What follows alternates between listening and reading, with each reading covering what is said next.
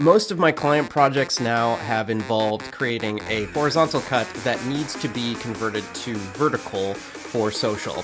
And I could just see this progressing even further into the future, so let me give you some tips as to how I tackle some of these workflows. The first and foremost is what most of you probably already know about, and that is auto reframe. And for most edits, this might do. Here, my sequence is 3840 by 2160. All you need to do is go up to your menu with the sequence highlighted, go up to the word sequence in the menu, and scroll on down to auto reframe sequence. If you click on this, you are met with a window. A lot of this depends on your situation, so I don't want to take too much time explaining this. It's pretty, if you experiment with these settings by yourself, if you haven't used this before, it's pretty easy to figure out. So I'm just going to hit create here. And wow, within me clicking the button, it made the sequence, and we have a sequence here. Some things to be aware of is I now have a new sequence labeled 9x16. We have an auto reframe folder here with that sequence in it. But there are two main drawbacks that I consistently see with utilizing auto reframe sequence. The first one is really easy to address. So if we go up here to sequence settings on our vertical video, you can see here that the frame size is drastically smaller than what my 4K sequence was. Now, when you're uploading to social, you don't necessarily need 4K. So you could have this vertical go to 1920 by horizontal of 1080. That will get you back to this 9x16 and uploading in HD. You hit OK. And now we're looking at something a little bit better. But the other thing I notice with auto reframe sequence is it doesn't get some of the shots, the point of interest correct. And this is a good example right here. I have a spinning wheel in here, but it missed it. It's over here to the left. One thing you may be tempted to do is go over here to properties and move the position. And you can't do that inside an auto reframe sequence because inside your effects controls, all of this has been moved down to this area right here. You need to adjust it with a reframe offset. It's easy enough to go through and adjust the position of some of these shots. But what I've found is if you have spent a significant amount of time, say you've been working on an edit for days, and you don't mind taking the extra time to frame up your shots exactly how you would want to in a vertical format, then maybe this next workflow is for you, and it's personally what I use all the time. Don't get me wrong, I do use auto reframe sequence for easier material, but for the most part, I use this next workflow most of the time. The first thing I'm going to do is create a template that shows me the boundaries of 9x16 inside a 16x9 frame. In fact, let me just show you what we're going to be creating right here. It's just black bars on the side, but it's exactly to the 9x16 ratio. If you're somebody that's already purchased my letterbox and split screen overlay bundle, there is a file in there labeled 9x16 letterbox on 16x9 black. And you can use that to showcase to you where the boundaries are. But if you're just using that bundle for this file, it's not worth purchasing it for that. I would appreciate it if you did, but I'm just going to show you how to create something like this. So let me delete that. Just to make sure that I have the exact boundaries of a vertical video is just bring in a vertical video. Right here, I have a video that I shot that I posted to Instagram earlier. And the reason I like doing it this way or showing it this way is because sometimes you're not editing a 16x9 sequence. You might have like 21x9 or 20x9, whatever ratio you have, bring in a vertical video, right click, do fit to frame. And that way it is exactly the ratio that you need in the middle. From here, you can do a couple things. One is if you don't want to take the time to create those black bars on the side, one thing you could do is just bring in your guides. So show guides. If you don't know where that is, go over here to your button editor and you can drag in show guides. And another one is show rulers. I already have both of those there. I'm going to hit OK.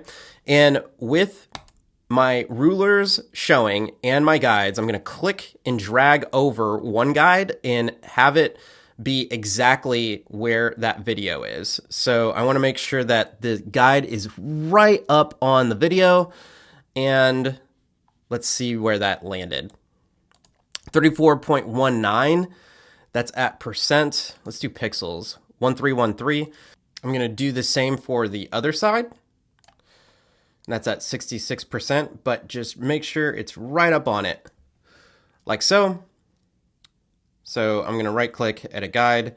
That's at 65.83%, pixels 2528. I'm going to unenable this video, and now I can adjust my framing of my video to these guide marks throughout the video. That's one way of doing it, but I think creating a template PNG helps you into the future. You just save that on your computer and you can always drag it in.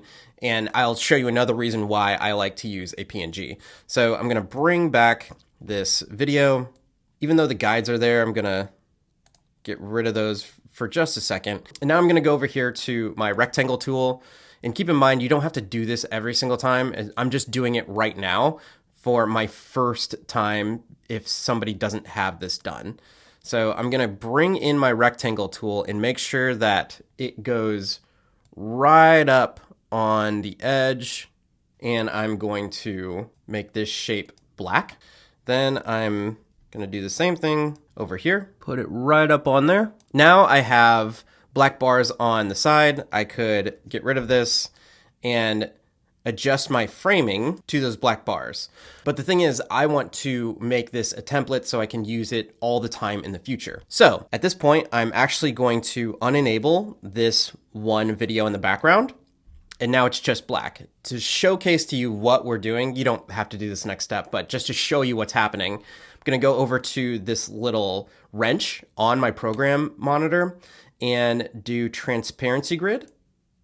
And that probably looks familiar to you. Now we have a 16:9 frame with the 9:16 template in there. From here, all you need to do is take a export frame photo. So I'm going to click this, export the frame, and save this file. Make sure that it is a PNG so it saves the transparency.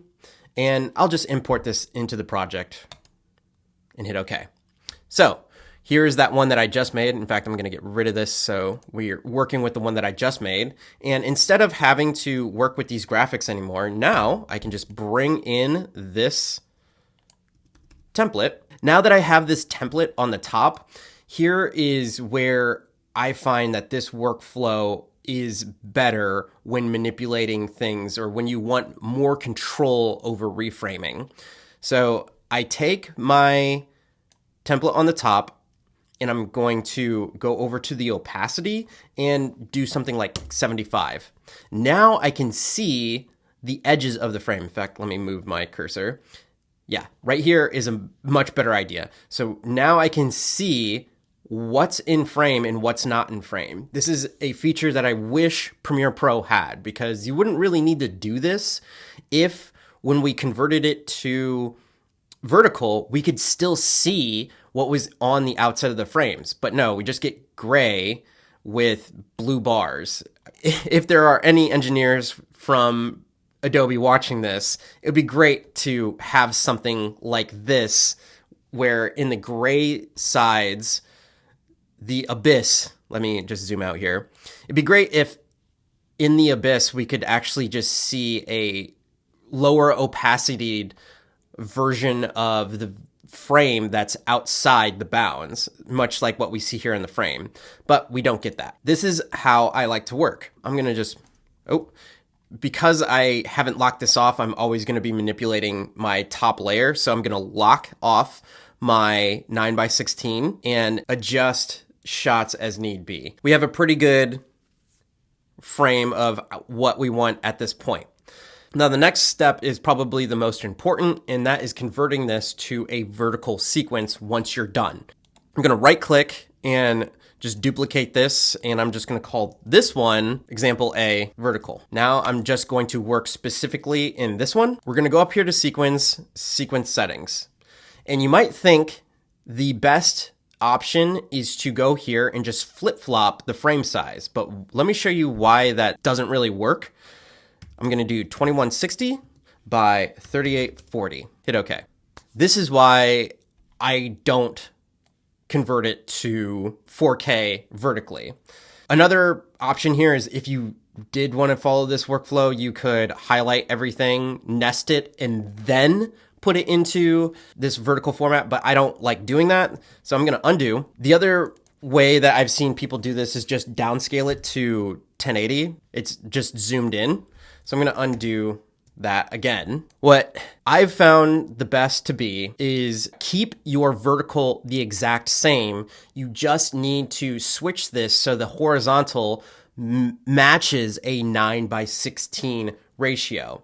And you could figure out the math of doing that, but really all I do is go on to Google and look up 9:16 ratio and then put 2160 vertical, and the AI just knows that, hey, you want 1215 to be the other part of your ratio. Here, it actually gives you the math that you would need to do. If you know that you want the height to be 2160 and therefore a ratio of 16, you would divide by 16, which gives you 135. Then you would multiply by 9 to get you 1215. If you were in a 1920 by 1080 or HD sequence, you would divide 1080 by 16, and then you would take that and multiply it by 9 to get some other number right here. But I'm just going to stick with this right now. And we know that this needs to be 1215. Let me show you the difference of scale motion effects proportionally when changing frame. At first, I thought this is what I would want to have checked off. But if I hit OK, delete all previews is OK, it moves everything back to where it was by default. So notice that my position has kind of skewed and it doesn't reflect how I had it framed up. Now let me undo this and show you if you don't have that checked off. So now I'm going to do 1215, uncheck scale motion effects proportionally when changing frame size, hit OK. Yep. Now I have exactly how I framed up my sequence, how I wanted it when I was working in that horizontal frame. Now, this might seem like a lot of extra work to create a vertical sequence as opposed to using something like auto reframe sequence. And to be honest, it was. But what this workflow allows you to do is maintain a lot of the effects structure and framing from horizontal to vertical. And what I mean by that is, let's say you had a whole bunch of transitions and other things going on in this edit. All of that framing would still make sense when you converted it over to the vertical. And if it didn't, before you convert it to vertical, what you could do is just hit Command A to highlight all of your clips, right click and nest all of it. Hit OK. And now you have a nested sequence that is 16 by 9. You could go through and do the same steps here where this is now 1215. Don't do scale motion effects. Hit OK. Cool. And you have the same thing going on. But if you need to go back and have something maintained in a 16 by 9 sequence, you just click on your sequence right here. You could even put your template into this nested sequence so you could see what was going on, and then go back to your vertical after things have been edited. Lastly, when we go back to our vertical video, we can go over here to export. I don't know what your presets are going to be, but as of right now, I have black bars on the sides and I don't want those. So we're gonna go down here and you can hit something like match source, but that's going to put you at this, which is 1214 by 2160. That is not a usual resolution that you would see. What you would probably want to do is go over to this check mark, and the most common would be something like 1920 by 1080, but in this case it's vertical, so it'd be 1080. Make sure that this is unchecked and do 1920. And there we go. There's our vertical video in HD. You could do this in 4K if you wanted to. The rest is completely up to you and your workflow and how you like to export for social. Hopefully this video is helpful for some of you. I know for others, this might be a lot of work, which it probably is. But for me, the amount of control that I have over my edits that this workflow affords me or allows me to do, I'm going to stick with this for the time being. That being said, if there was some way for Premiere Pro to somehow just show what's not being used on the sides of the video, I would like that better. But for right now, this is my workflow. If this video is helpful, don't forget to leave that thumbs up. My name is Javier Mercedes, and I hope you're out there living a life of abundance. Bye.